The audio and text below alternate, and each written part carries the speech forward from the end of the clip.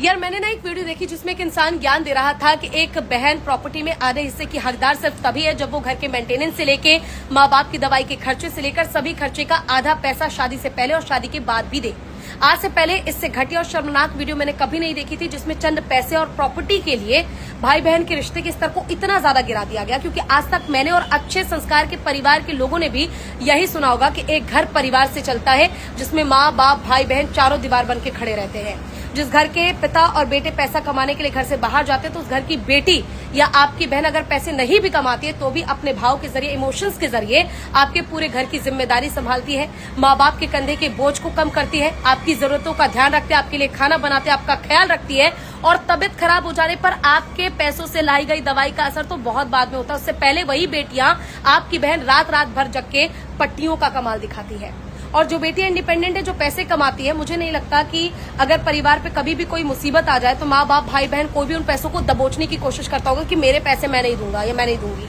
ऐसा कोई नहीं करता। सब कोशिश करते हैं कि हमारे परिवार की मुसीबत खत्म हो जाए। लेकिन कहते हैं ना, आज के इस जमाने में पैसे की कीमत है। आपके पास कितना पैसा है, कब कहाँ किसके लिए आपने क्या किया है, उसे हर इंसान याद रखता है। लेकिन कब इमोशनली आप किसके लिए कहाँ खड़े थे, अपने भाव से कब किसके लिए आपने क्या किया या किसी के लिए आपने अपनी जान भी दे दी ना, उसकी कोई कीमत नहीं है भाई। और शर्म आनी चाहिए ऐसे भाइयों को जो चंद पैसे और प्रॉपर्टी के लिए माँ बाप की दवाई का खर्चा बहनों को गिनवाते हैं। क्योंकि हम बेटियों को तो यार बचपन से ही सिखाया जाता है कॉम्प्रोमाइज करना, संघर्ष करना, और कहा जाता है कि तुम पराया धन हो, तुम्हें दूसरे घर जाना है। और लड़के कितने खुश नसीब है, आपकी किस्मत में प्रॉपर्टी, पैसा, ये सब तो आया ही है, वो तो बहुत बात की बात है। लेकिन आपके नसीब में माँ बाप है, वो माँ बाप जिन्हें चंद पैसों के लिए कुछ बेटे सड़कों पे छोड़ देते हैं।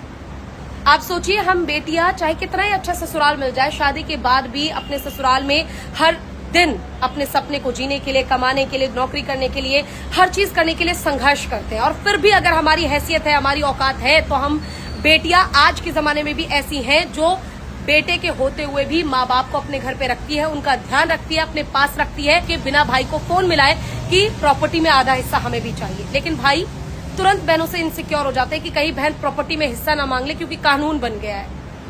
लेकिन जिनके पास भगवान ने सब कुछ दिया है उन बहनों को कभी जरूरत नहीं पड़ती। और जैसे भाई उम्मीद करते ना अपने बहनों से कि वो अपने भाई की खुशी के लिए प्रॉपर्टी क्या, पैसे क्या, सब चीज का त्याग करते हैं, ऐसे बहनें भी उम्मीद करते हैं कि मुसीबत आने पर भाई उन्हें समझे, उनसे पल्ला ना झाड़े, क्योंकि रिश्ता खून का है। आस लगाती है कि उनके भाई भी उनके लिए हर चीज का त्याग करें। इसलिए नहीं कि वो प्रॉपर्टी उन्हें दे दे, सिर्फ इसलिए कि उनके मायके के दरवाजे कभी उनके लिए बंद ना हो।